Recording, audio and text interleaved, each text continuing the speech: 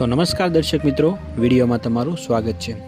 તો મિત્રો, પાટણમાં છેલ્લા થોડાક દિવસથી જે વિવાદ ચાલી રહ્યો છે એમાં મિત્રો અત્યારે પાટણના ભાવેશ રબારી છે એમનું જેલિયા ફાર્મ હાઉસ ઉપર અત્યારે દાદાનું બુલડોઝર ફરી વળ્યું છે। મિત્રો, તેમની જે ગેરકાયદેસર આ જે બાંધકામ હતું એ અત્યારે તોડી પાડવામાં આવ્યું છે।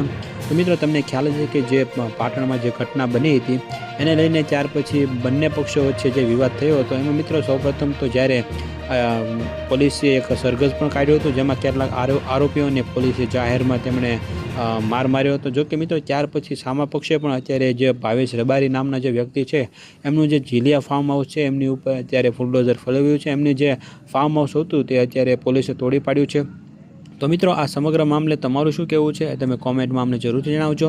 અને આવી ગુજરાતને લગતી અપડેટ્સ જો તમે મેળવવા માંગતા હો તો વિડીયોને લાઇક કરી દેજો અને સાથે સાથે ચેનલને સબસ્ક્રાઈબ પણ જરૂરથી કરી દેજો।